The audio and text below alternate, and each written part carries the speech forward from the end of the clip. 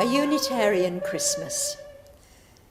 This is a video celebrating Christmas in a Unitarian way, with readings and music from congregations around the country, and a message from the General Assembly President, the Rev Bill Darlison.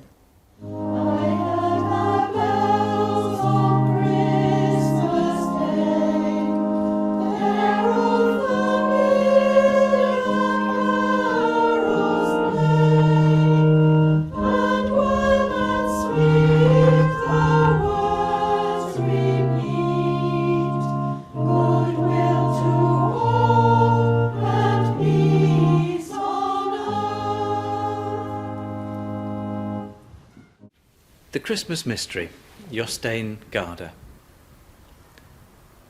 The procession of pilgrims gathers in front of one of the inns of the town. In a moment or two, the innkeeper appears at the window. When he sees the group outside, he nods firmly and points to a cave in the wall of a rock.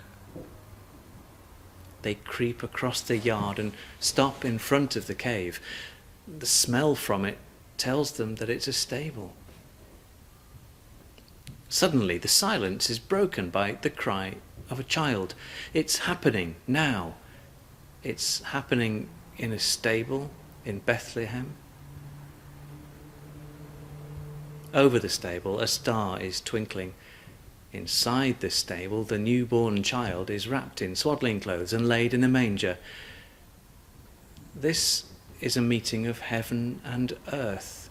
For the child in the manger is also a spark from the great beacon behind those weak lanterns in the sky. This is the wonder. It is a wonder every time a new child comes into the world. This is how it is when the world is created anew under heaven. Each night a child is born, by Sophia Lyon Fars.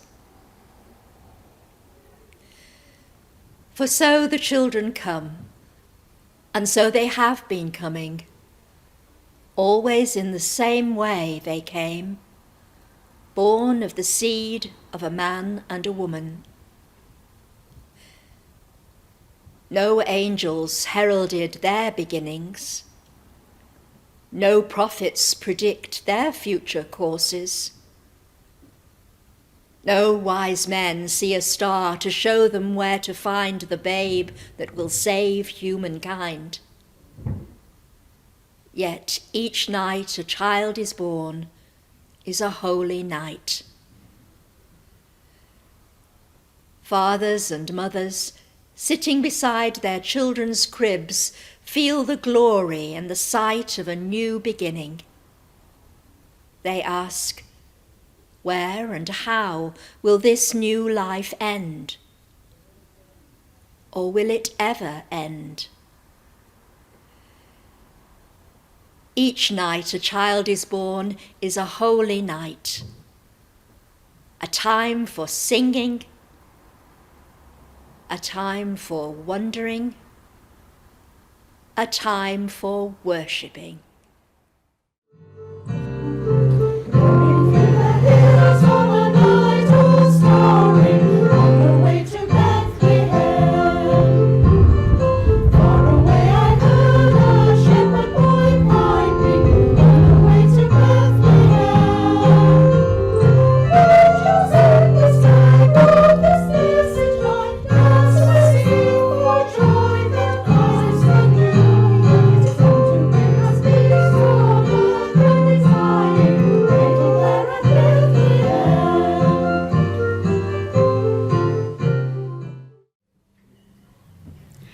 In the middle of the 17th century, Christmas was banned in England.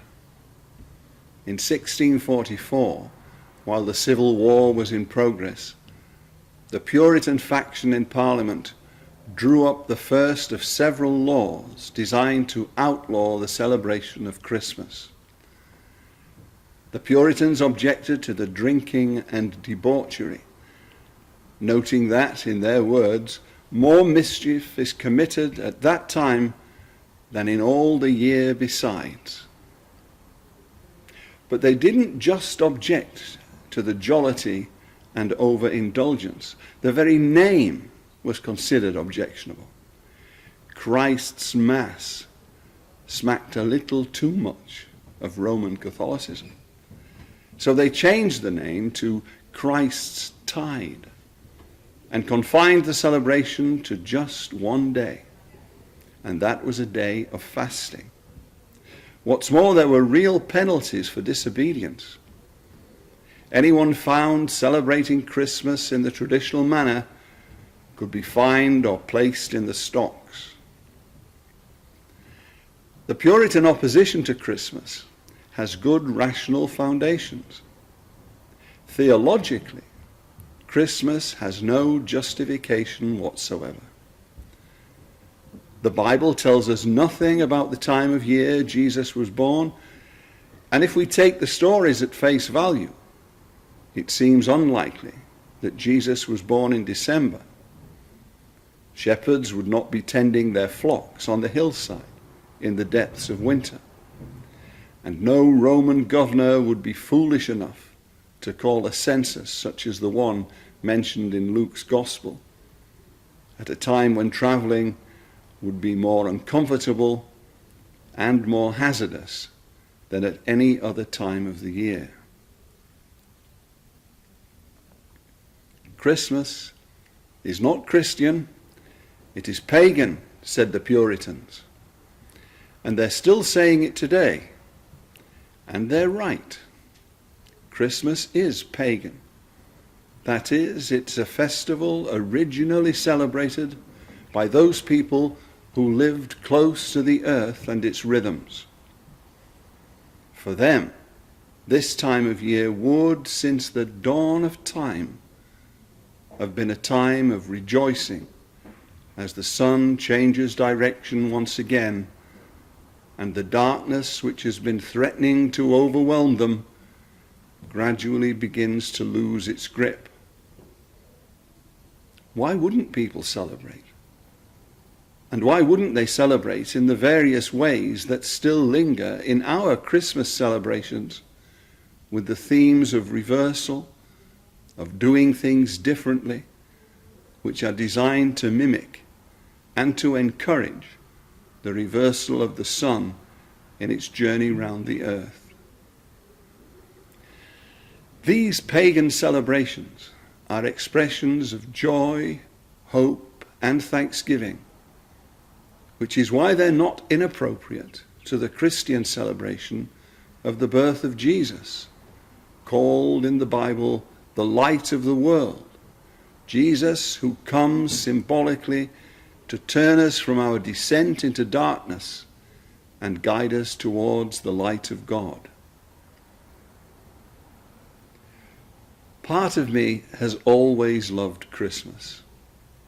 I love the ambiguities of the season, the intoxicating mixture of sentimentality, nostalgia, generosity, overindulgence, madness, Christianity, paganism, secularism, fantasy, hope, and concern, which highlights the joys and sorrows of our humanity better than anything else in our experience. Christmas dramatically demonstrates to us both our capabilities and our shortcomings, what we strive to be and what we sadly find it impossible to become. It illustrates the messiness of our lives in ways that no sermon, no drama, no novel even, can ever hope to emulate. Why wouldn't we associate the birth of Jesus with such a stark reminder of our numerous human contradictions? At Christmas, I find myself both Puritan and pagan. Rationally, I'm with the Cromwellian parliamentarians, despairing of the excess and alert to the dangers. But emotionally, I'm with Dickens, another one of our Unitarian forebears who saw this season, with all its trivialities and absurdities, as a spiritual necessity. a time to loosen our belts and relax our brains, a time to relearn those two great virtues, gratitude and generosity. So to the Puritan in you, I say, happy Christtide, happy non-specific winter festival. But to the pagan, I say with Dickens, happy Christmas. God bless us, everyone. It came upon the midnight clear, that glorious song of old, from angels bending near the earth to touch their harps of gold. Peace to the earth, goodwill to all, from hence, O gracious King. The world in solemn stillness lay to hear the angels sing. The star is guiding the three wise men again. The angels are singing to the shepherds in the fields again. The baby Jesus is born again in the stable, surrounded by the animals. He is swaddled again in the manger, under the loving care of Mary and Joseph. The Christmas story is told again and sung again, is old again and new again. How do we Unitarians respond to the Christmas story?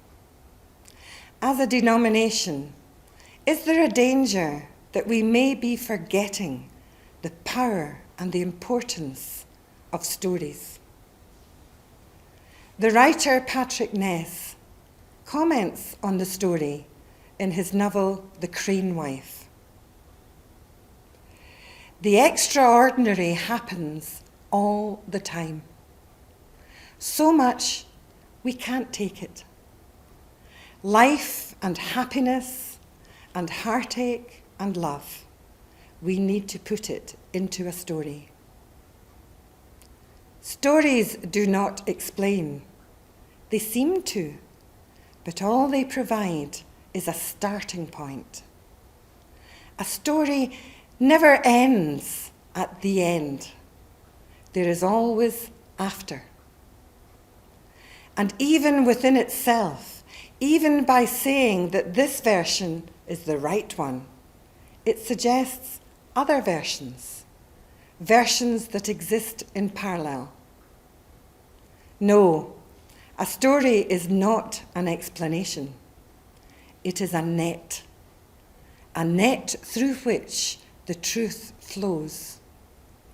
The net catches some of the truth, but not all, never all, only enough so that we can live with the extraordinary without it killing us.